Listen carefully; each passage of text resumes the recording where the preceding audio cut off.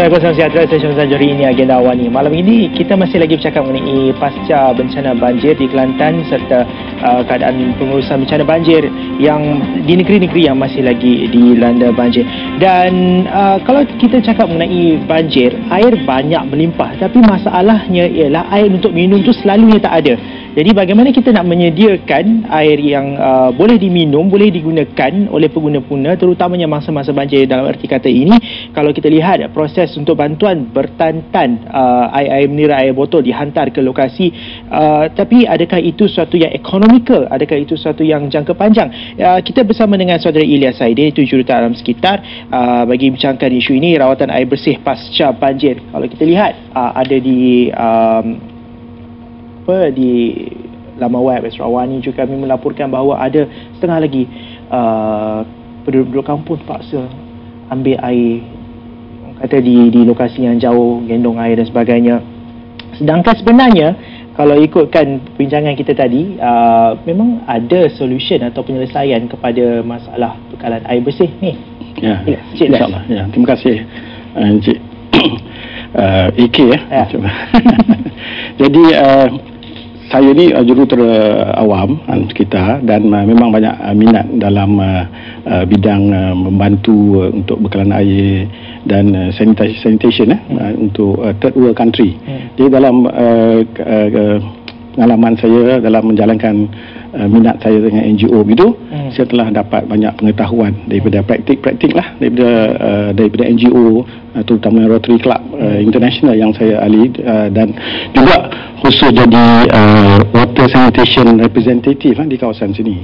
Jadi satunya yang kita nampak tu yang macam Encik AK tadi beritahu, bukan saja pengguna air di kampung yang terpaksa pikul dengan air berat tu, yang kita nampak tu, yang mungkin kita nampak tu juga air botol mineral yang disalurkan melalui bantuan-bantuan, pusat-pusat bantuan tu, kadang bertung-tung datang. Dan kos penghantarannya juga satu, kalau dalam arti kata lain, jejak karbonnya juga tinggi pasal nak hantar kita buat kereta beli dekat pasar.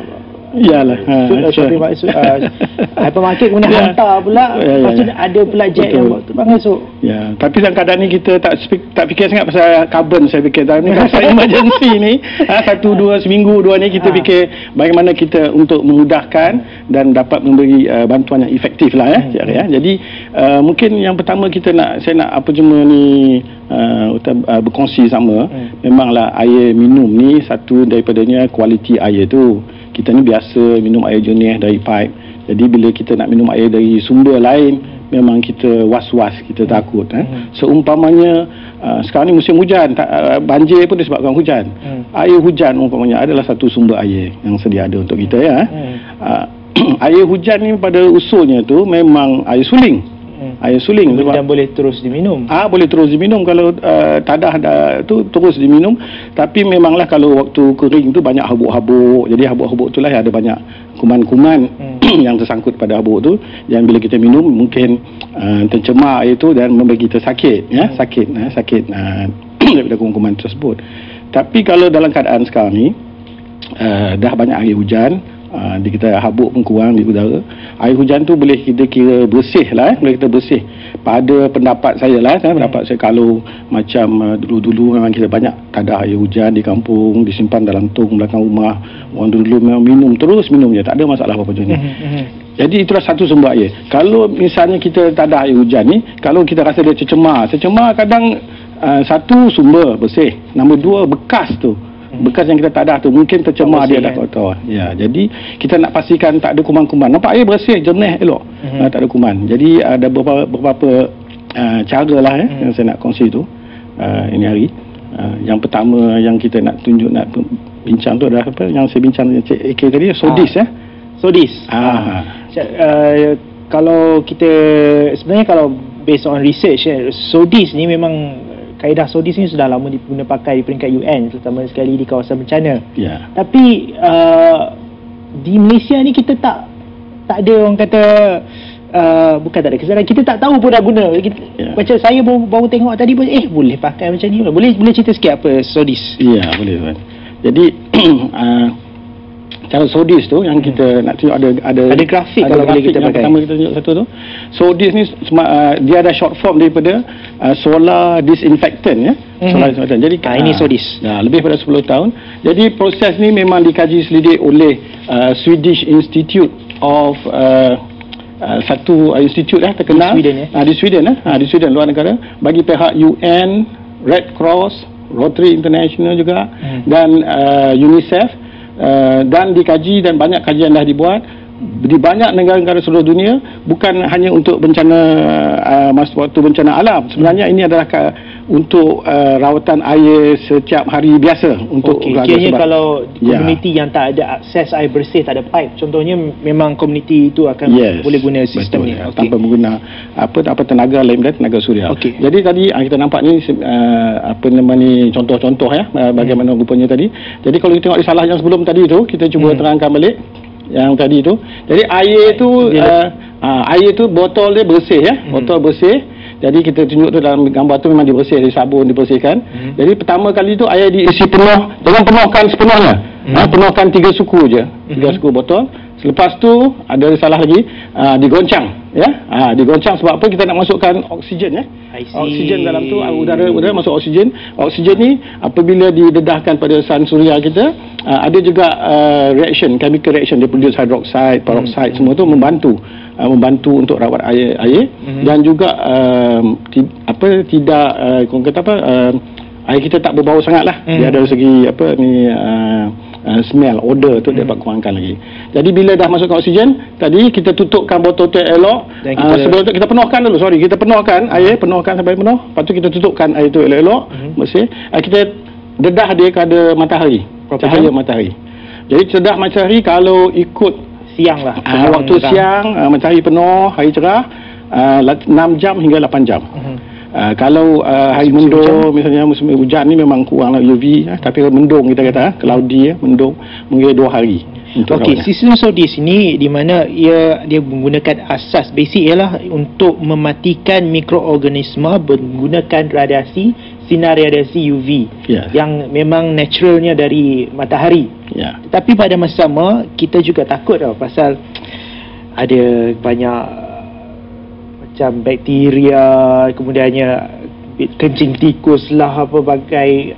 Sekarang ni memang tiba-tiba pula banyak kan. Dan selagi mana air yang kita minum tu tidak dimasak terlebih dahulu, saya personally pun tak begitu yakin. Bagaimana pendapat Cik Ilyas? Memang masak tu tak dinafikan. International pun, UN pun dia mengakui cara masak tu memang yang paling terbaik untuk merawat air sebelum minum. Cuma masalah kadang tak ada kayu, tak ada sumber api panas nak masak tu kan. Banjir. Jadi dari segi long term inilah yang disarankan. Secara SODIS kita kalau nak cara halus memang UV ray, sinar UV itu mampu untuk mematikan mikroorganisme termasuk semua jenis wabak penyakit yang mungkin ada di dalam sumber air itu. Ya, betul tu. Dalam sumber air itu mikroorganisme yang bukanlah kata semua boleh mati. Jadi organisme ni macam-macam jenis, yang organisme sedia ada di udara yang tidak menyebabkan kita sakit. Mungkin dia toleransi tinggi sikit kepada UV. Tetapi biasa organisme yang membuat penyakit kita ni, kolera, salmonella, E. coli ni, dia memang dikaji daripada kajian kuman-kuman ni yang menyebabkan sakit daripada waterborne disease. Yang ni insya-Allah daripada kajian semuanya dihapuskan. Ada di salah satu ada graf yang kita tunjuk tu. Tapi sebelum kita tunjuk graf tu, kita kena rehat dulu. Bagi selepas ni. Terima kasih. Okey. Nampak ya.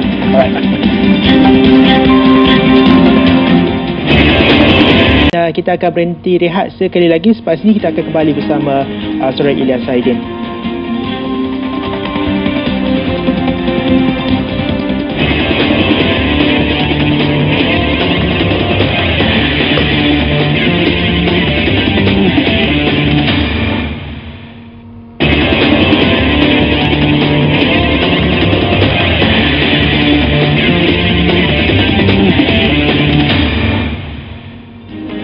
lagi dalam agenda awal ni, masih lagi bersama dengan saudara Ilyas Saidin, iaitu jurutera alam sekitar yang banyak orang kata terlibat dengan NGO dan membantu misi-misi bencana. Dan hari ini Cik Ilyas ada bawa gadget. Ini merupakan water filtration, alat untuk penapisan, di mana selain daripada membawa orang kata air botol ke lokasi-lokasi bencana, pada lokasi bencana, selain pada yang ini kita juga boleh sediakan ini sudah kita boleh sediakan air bersih secara segera. Berapa harga? Okey, harga ni sebenarnya saya beli daripada satu exhibition saya pergi tu, saya beli harga dia $15. Jadi dia boleh treat capacity 7,000 liter. Kalau kita bagikan berapa persen saja kan, 1 liter daripada tu. Tapi yang saya nak kongsi ni, memang teknologi dia punya cara dia memang nak sama juga macam profesor punya tadi, filtration. Cuma dia tak ada yang lain-lain tu, membuang bau, membuang bahan-bahan yang berbahaya, kuman yang buang ni. 99.995 bakteria dan virus-virus yang menyebabkan sakit tu E. coli akan dibuang. Jadi cara guna dia macam tadi, kalau sistem dia basic sama juga, tapi kalau macam sistem microfiltration tadi tu, dia gunakan pressure tinggi, maksudnya nak tolak air tu melalui filter media tu kena pressure yang tinggi, macam RO paling tinggi sekali kan, filtration. Tapi yang ni teknologi dia hanya guna 5 kaki head laser art. Jadi tank A dengan tank B, so tekanan gravity tu dah boleh bagi tekanan yang cukup untuk filtration. Tekanan filtration. Maksudnya atas tu kita ambil lah satu bakul air, timba air ke penuh, kita celupkan dia dalam air tu, misalnya gini kan, masuk air tu, jatuh, dia memang casing tu. Jadi di sini kita putar je, jadi air akan mintik keluar. Jadi dia keluar, kita masukkan dalam kontainer yang bersih lah, untuk sedia ni khusus sedia boleh minum, terus boleh minum.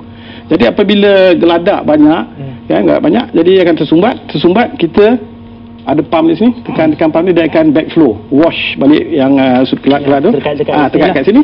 Jadi lepas tu kita guna balik semula. Okey. Kalau macam kita tengok tadi di Kelantan, air yang ada depan rumah, air banjir semua tu kan, selut lah semua tu.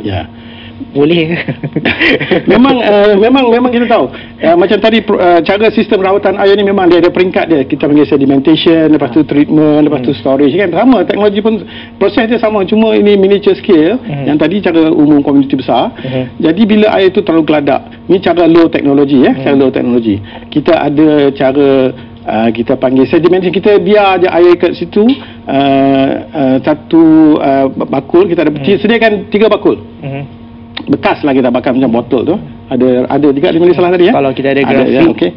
Jadi kita kita biarkan air situ overnight, 1 hari, 2 hari maksimum misalnya. Lepas tu kita buangkan yang bahagian atas tu yang jenis tu kepada bekas yang kedua. Bekas kedua pun kita tadahkan, biar juga situ 1-2 hari. Tadahkan bekas ketiga, dari jangkauan biar kelodak semua tu jatuh dulu. Biasanya kalau praktik dia kita dari 1, 2, 3 ni 5 hari atau 6 hari. Jadi daripada kelodak tu, sebenarnya bila kelodak ni turun, bukan kelodak saja kotor tu turun, daripada kuman-kuman daripada kelodak pun turun. Jadi bila yang pangkat kedua, pangkat ketiga kuman dah kurang, bila mai peringkat yang terakhir tu, hari kelima, kuman sendiri pun dah makin kurang sebenarnya. Kuman-kuman tu makin kurang. Jadi bila dah kurang, peringkat dia kelodak pun dah tak ada yang akan sumbat kita sistem, baru kita guna jenis filtration ni kan, misalnya. Jadi kita kena buang kelodak dia dulu, baru dan cabarannya pertama ialah kalau kita cakap mengenai disasters ataupun pengurusan bencana ialah untuk jangka masa pendek, kemudiannya jangka masa panjang. Jangka masa pendek kita boleh sediakan pertama sekali air botol lah. Kerana kalau macam dalam kes Kuala Krai tu, rakan saya Hilal Azmi, dia laporkan memang lari waktu malam, tak ada apa tak ada apa tinggal. Jadi rumah pun memang botol semua tak ada. Jadi bila dah ada diberikan air botol tu boleh disimpan dan sebagainya. Okey, macam mana kita nak menguruskan, let's say kita nak bangunkan balik sebuah kampung? Saya nak cadangkan di sini sebab bila saya tengok kadang cara kita membekal air minum dalam botol tu kan, satu botol tu 1,5 liter misalnya, dalam kotak apa semua tu, daripada segi handling dia Daripada orang hantar ke distribution center, kemudian dimasukkan pada van satu pergi ke central distribution center, lepas tu naik satu lagi van hantar ke tempat dia. Jadi di distribution center banyak dekat 5-6 kali dipindah. Dan kita bayangkan juga daripada size volume dia tu. Kan, macam yang ini besar ni dia boleh buat 7,000 liter misalnya. Misalnya 7,000 liter adalah berapa botol tu? Kalau bagi 2 lebih kurang 3,000 botol boleh dia ini kan. Besar kira dalam sehari dia punya kapasiti. Contoh yang ini. Yang ini dia memang saya fikir, saya tak pasti kena tengok balik spek saya, sebab dia macam-macam spek ada. Saya jangka kalau biasa macam 100-120 liter boleh filter. Jadi pada segi kalau kita hantar benda gini, NGO ataupun kerajaan ke syarikat mana yang nak fikir cara gadget ni, dan juga ada juga yang pil tablet, yang klor tablet, iodine tablet, semua tu, yang klorin tu kecil-kecil tu. Jadi semua tu memang orang kata daripada segi pergerakan air ni, lebih baik kita pindah benda kecil ni daripada botol-botol tadi, besok perlu lagi air lagi. Tapi kalau bagi gini dia dah okey, InsyaAllah. Jadi air kotor saya nak sentuh juga sikit tadi. Selain daripada cara tadah tu, ingat tunggu lama. Cara lagi low tech tu adalah dalam tapisan menggunakan kain baju kita ni, yang cotton, yang woolen ke, kalau ada yang banyak ni bulu-bulu lah. Kita boleh kata tapis sendiri air itu sebelum dimasukkan ke mesin ni. Ataupun digunakan chlorine tablet. Sebab air tu, air ni semua nak sejernih boleh. Kita dah tak cukup masa, Cik Ilyas. Banyak cerita itu. Kita baru cakap pasal air untuk kita gunakan untuk makan dan untuk masak dan minum. Tapi kita tak guna lagi untuk kita cakap lagi untuk cleaning, bersih rumah dan sebagainya. Kita kena pagi lagi sekali lagi, insyaAllah. Saudara Ilyas Saidin, Jurutera Alam Sekitar, dan di talian sebentar tadi merupakan Profesor Muhammad Khairuddin Arwah, Profesor Jabatan Jurutera Kimia Universiti Melaya, bercakap mengenai perawatan air pasca banjir. Okey, kita jumpa lagi lain kali dalam agenda awal ni. Saya Syazwan Johari. Assalamualaikum warahmatullahi wabarakatuh. Cepat semua.